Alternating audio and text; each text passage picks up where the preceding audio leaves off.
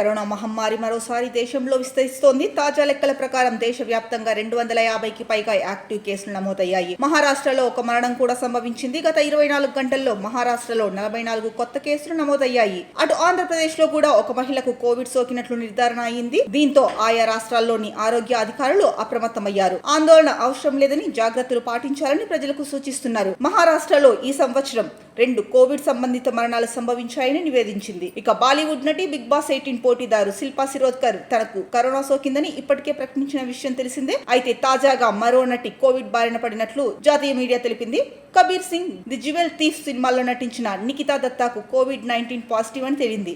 ఆమెతో పాటు ఆమె కుటుంబంలో తల్లి ఇద్దరూ వైరస్ బారిన పడ్డారని సోషల్ మీడియా ద్వారా అభిమానులతో పంచుకుంది. ఆహ్వానం లేని అతిథి కోవిడ్-19 తన ఇంటి తలుపు తట్టిందంటూ దత్తా తెలిపింది. స్వల్ప లక్షణాలతో ప్రస్తుతం హోమ్ క్వారంటైన్ లో ఉన్నట్లు తెలిపింది. ఇది తొందరగా తగ్గిపోతుందని ఆశిస్తున్నారని, అందరూ జాగ్రత్తగా ఉండాలని సూచించింది. గతంలో కూడా నిఖితా కోవిడ్ బారిన పడి కోలుకుంది. కరోనా వ్యాక్సిన్ తీసుకుంది.